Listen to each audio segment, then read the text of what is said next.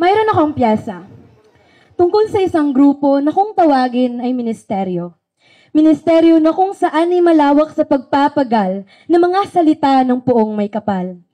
Minsan na rin akong napatanong, hindi ba mahirap maging isang instrumento ng Diyos?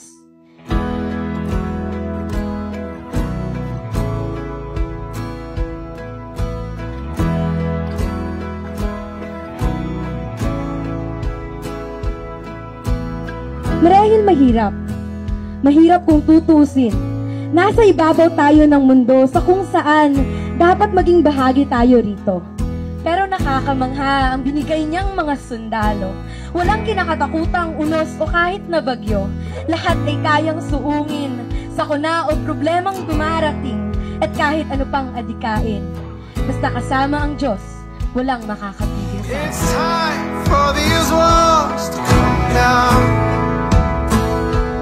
Oh, it's time for these walls to come down.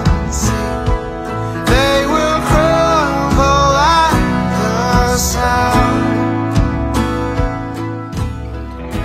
Sa pagtulong sa mga taong nangangailangan, galing sa pisikal na kasakitan papunta sa kanilang spiritual na pangangailangan, paglaan ng oras para sa isang misyon, hindi lang basta misyon, kundi isang gawain na makapagbibigay galak, makakapagpawaksi ng puot, at mapapalitan ng paghahalakhak.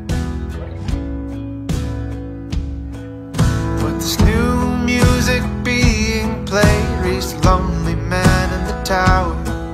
And at first he tried to fight it, but he could not turn away.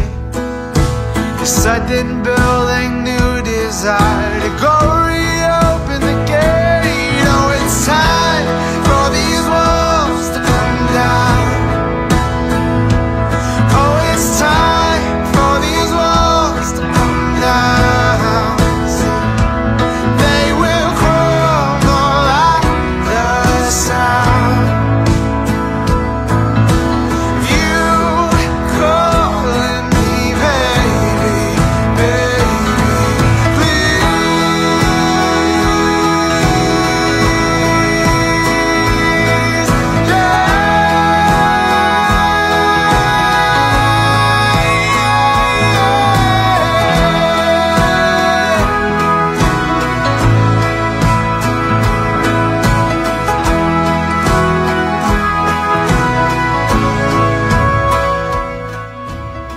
It is not us, but it is Him who lives in us. And who's gonna be glorified in everything that we do? Hindi tayo, because we know that we are weak. Apart from Him, we are nothing. But we know that we can do all things through Him who gives us strength. And so all the glory, all the honor, and all the praise will be given back to our Lord, who deserves everything. Amen? It's time for these walls to come down. Oh, it's time for these walls to come down.